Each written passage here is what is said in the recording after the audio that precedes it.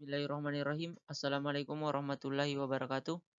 Perkenalkan, nama saya Fadli Erwansyam, NIM 20021602002023 dari kelas A Prodi Teknik Sipil Bangunan Gedung, jurusan Pendidikan Teknik Sipil Perencanaan, Universitas Negeri Makassar.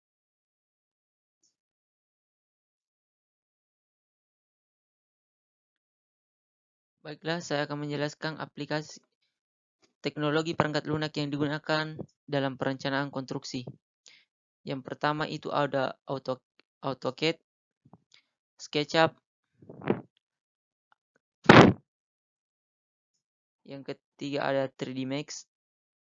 Yang keempat ada ArchiCAD. Yang kelima ada SAP 2000.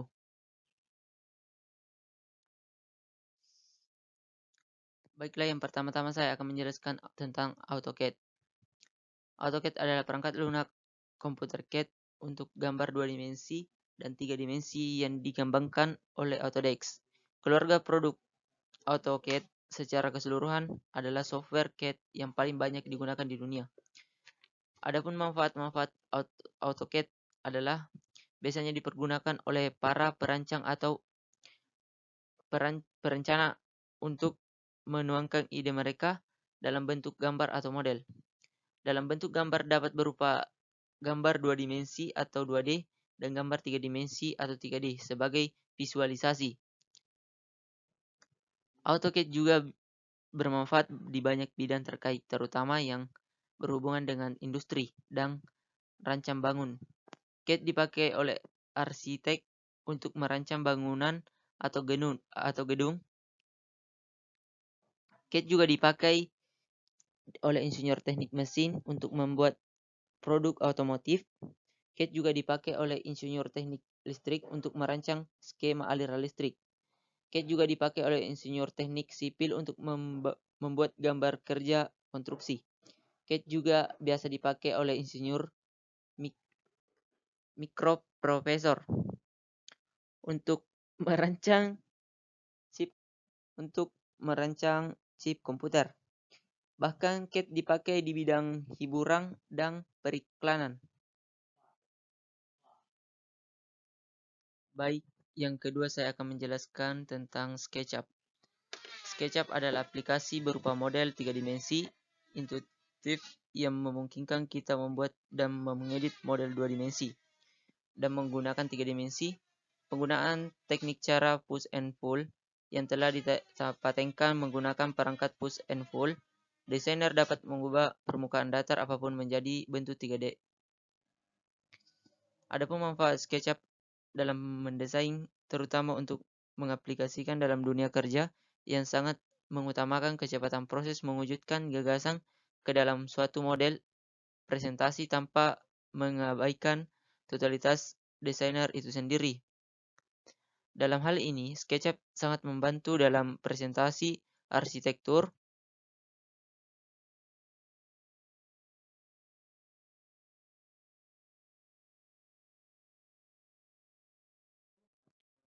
baik. Yang ketiga, saya akan menjelaskan dengan 3D Max.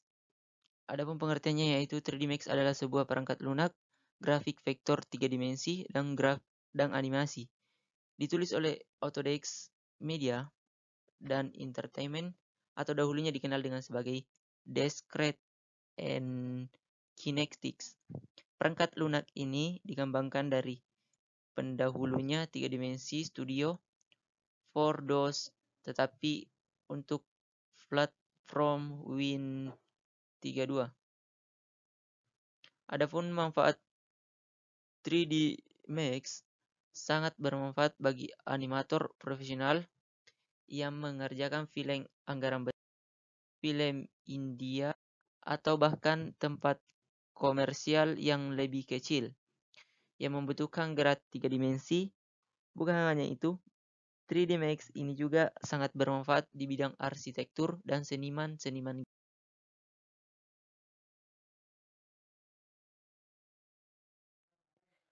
Baik, yang ketiga saya akan menjelaskan ArchiCAD.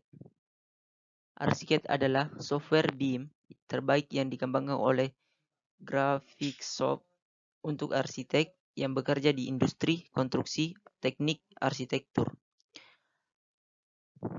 Untuk merancang bangunan dari fase konseptual hingga fase konstruksi, kemungkinan arsitektur untuk bekerja di lingkungan BIM atau Building Informasi Modeling atau Manajemen.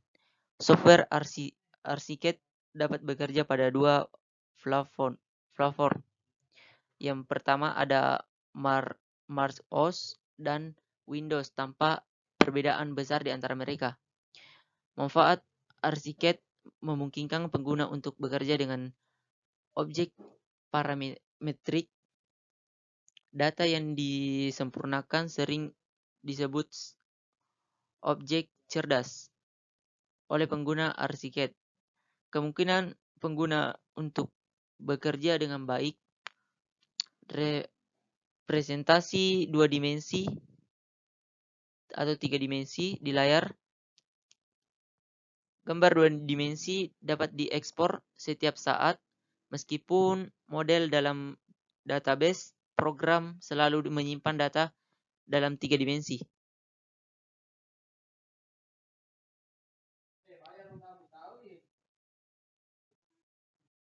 Baik, saya akan menjelaskan SAP 2000. SAP 2000 merupakan program yang digunakan untuk menganalisis dan mendesain suatu struktur yang berorientasi objek atau object-oriented programming, yang memiliki beberapa kelebihan, terutama dalam perancangan struktur baja dan beton. Adapun manfaat SAP 2000 dalam perancangan struktur baja dan beton, dalam perencanaan struktur baja, SAP 2000 dapat merancang elemen struktur dengan menggunakan profil baja yang optimal dan seekonomis mungkin, sehingga dalam penggunaan tidak perlu menggunakan elemen awal dengan profil pilihannya, tetapi cukup memberikan data profil dari database yang ada pada SAP 2000. Dan ini hanya berlaku untuk perancangan struktur baja, sedangkan untuk perancangan struktur beton, kita tetap harus menentukan elemen awal sebagai asumsi awal perancangan yang kemudian nanti diperoleh luas tulangan totalnya. Baik, itu yang sempat saya sampaikan. Lebih dan kurangnya mohon dimaafkan. Assalamualaikum warahmatullahi wabarakatuh.